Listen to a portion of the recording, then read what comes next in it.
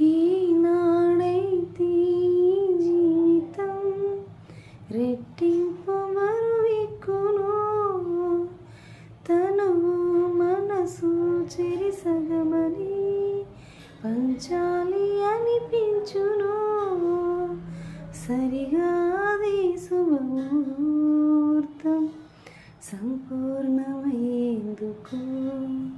నీ ప్రేమలో కొత్త జన్మం పొందేటి బంధాలతో.